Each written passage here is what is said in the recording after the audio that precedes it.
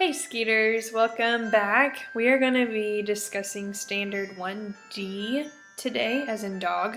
So let's take a look and see what we're going to be talking about today. So, TEK 1D states, describe the origins and meanings of foreign words or phrases used frequently in written English. For example, and I'm not going to lie, some of these I don't really 100% know how to pronounce. But that's okay, we're going to get through it together. Caveat emptor, carte blanche, tete a tete, paste do, bon appetit, quid pro quo. So some of these are ones that you might have heard before. Some of them may not be anything you've heard before. But they're kind of hard to say, and that's okay. But this TEK wants you to be able to describe where it came from, and the meanings of these foreign words that we commonly use in English, even though they're not from our language originally. So, we need to be able to explain the definition and where it came from of the commonly used phrases from different languages.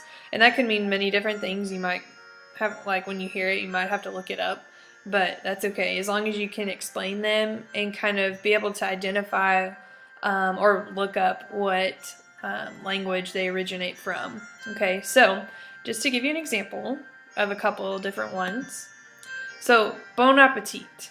I know we have all heard this just in multiple places. And so the origin, or where it's originally from, it's French. So it comes from the French language.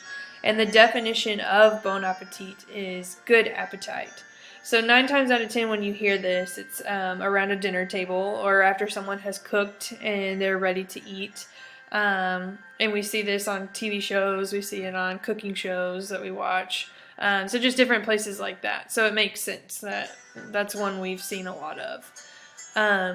One that I hadn't necessarily seen a lot of is caveat emptor.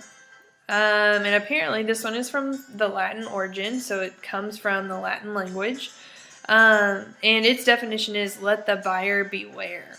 So you'll hear this like if somebody's trying to sell something, just as a caution to a buyer about what they're about to purchase or what they're about to get themselves into.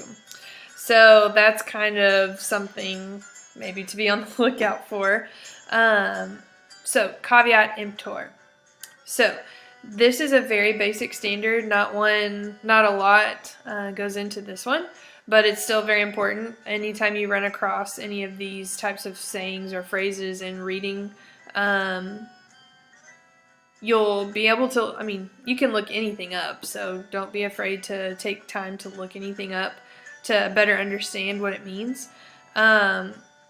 One thing I would caution you on is from a writing standpoint, I would try to stay away from these unless it's more of like a story or like a creative writing piece.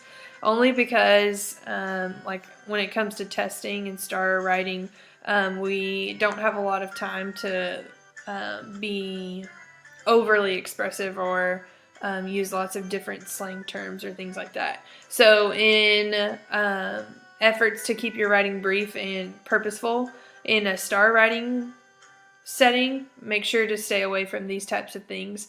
When you're creative writing or writing on your own, by all means, practice being creative and practice having different types of things in your writing.